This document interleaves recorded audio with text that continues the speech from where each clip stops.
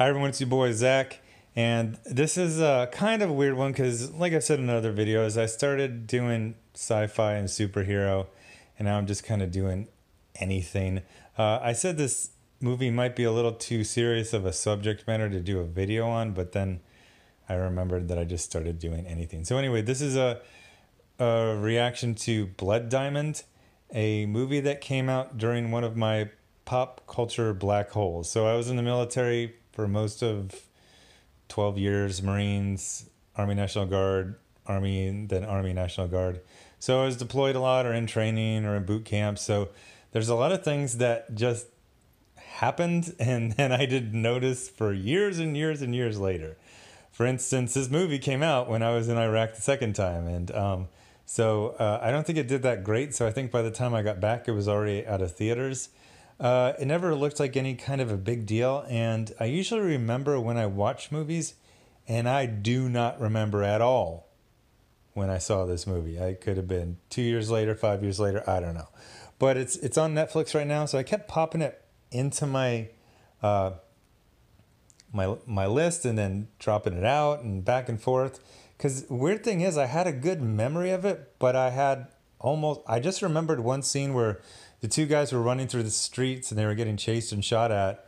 And as a combat vet, I was like, this is actually pretty accurate. It's not like something out of an action movie, which is weird because I went to go Google and see how well this did. Was it nominated for Oscars? Was it a big hit? Was it a flop? And it was kind of in the middle of everything. It actually did okay. It made 170 million, but that was based off a 100 million budget. So didn't really, make a profit. It doesn't seem to have been nominated for anything at all, and it kind of fell down the memory hole, which is weird because I've got to say it's one of the best movies I've ever seen. Now, usually I like action movies, and then when something's a drama, I like it to be a drama, but this is effectively an action drama. It's got some really good action that is very, exciting, but it's also, like I said, weirdly realistic. Although, as the movie goes on, it gets a little, once the main characters have ran through the middle of their fourth giant firefight where dozens of people have died and they haven't got hit, you go, okay, plot armor. But this is about civil war in Sierra Leone in the late 1990s and the concept of conflict diamonds or blood diamonds. Although, wait, I think it's called a blood diamond. Is it because it's pink or because it's the blood of the conflict diamonds? Conflict diamonds are diamonds that are, mined and sold and traded through unethical means, often as a way to fund groups that engage in atrocities. So obviously you don't want to fund those people, so you should know where your diamond comes from. And it's really, really good. So I watched this other movie from kind of the same era. This movie's from 2006. Then I watched a movie from 2008 called Body of Lies. And weirdly enough, so me and Leonardo DiCaprio are the same age. And I deployed in 2006 and 2008. And I kind of feel like there was almost this phase of he wanted to deploy, so he did like deployed movies. Body of Lies was set in Jordan and Syria, I believe. And then this one was set in Sierra Leone and Liberia, mainly Sierra Leone. But it was kind of like his, run around, see the world, shoot guns, which is, kind of a lot of the motivation for someone who enlists. So the story is about a Rhodesian mercenary named Danny Archer, who is working for a private military contractor, mercenary army, with this old colonel from the South African, what was it, South Africa? I can't tell what they were, if they were the official military or they were some sort of expeditionary force. Anyway, they fought in Angola in the, I think, early 90s, and then when apartheid happened, it sounds like these mercenary bands, expeditionary forces got disbanded. So then these soldiers in it, which I think had kind of like a quasi-official status in South Africa, they lost it, so they became mercenaries. And there was always, something to do in Africa with all the different conflicts there. So at the beginning, he's he's smuggling some conflict diamonds sewn into sewn into the skin of a sheep or something, and he gets caught. He gets put into a prison. The other lead character, whose name is Solomon Vandy, and it's such a good name, and they say it like 50 times in this movie.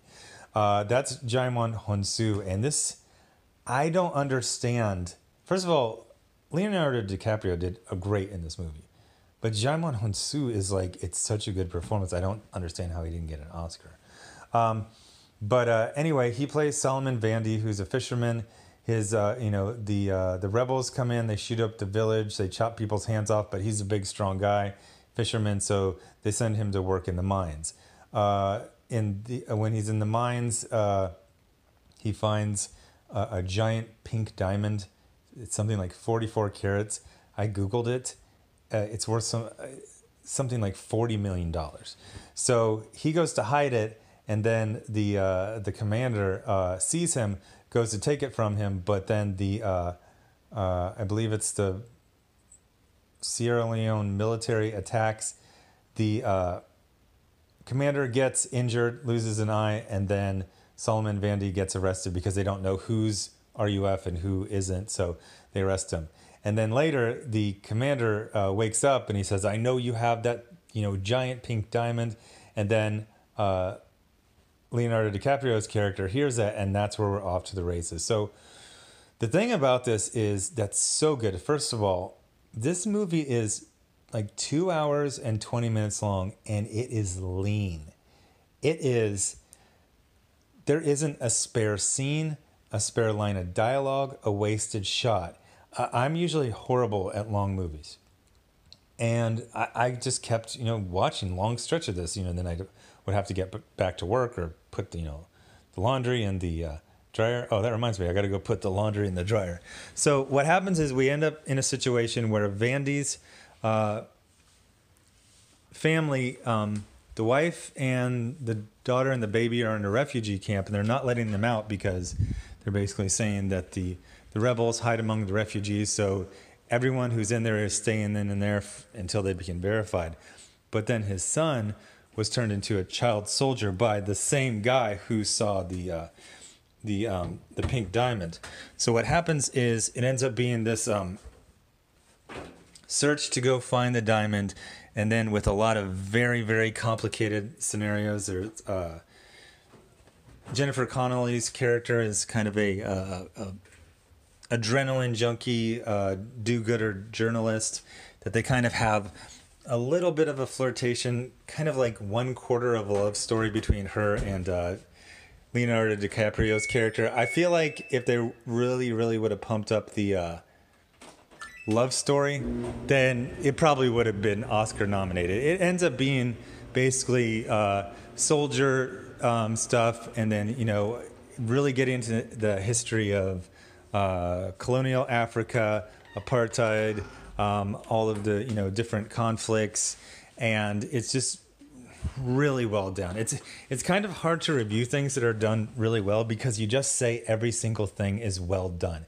Like I said, it does get a little A-team at the end where so many, the same 3 people survive so many gunfights, but it has a really, really good ending. It has a little bit of a point. Sometimes when, somebody starts banging the drum for social justice, you say, what are you doing besides patting yourself on the back for being woke? They had a tiny little message, and the tiny little message is, even though that Sierra Leone civil war was over and there was some sort of accord to look out for conflict diamonds, that the concept still exists. There's still people in slavery mining for conflict diamonds. So when you buy a diamond, you have a responsibility to make sure it's conflict free. I was actually fine with that.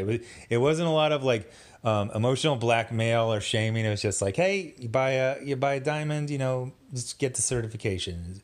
So I was like, but man, it was just so fantastically made. It's weirdly enough, like I was seeing the reviews and they kept referring to it as an action movie.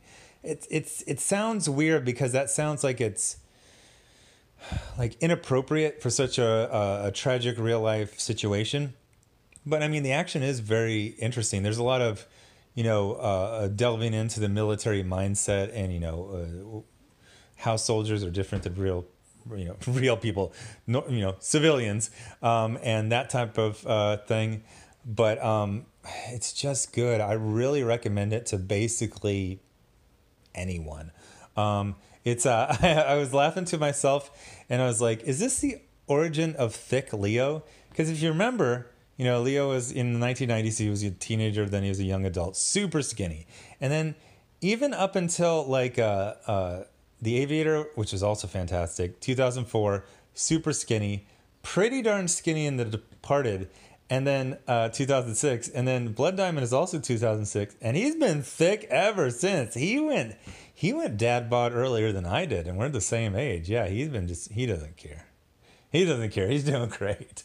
But anyway, thanks for watching. Definitely go check out Blood Diamond. I started watching The Highwaymen on Netflix, although I'm probably going to do, I think tomorrow I'm going to do the penultimate episode of Gotham.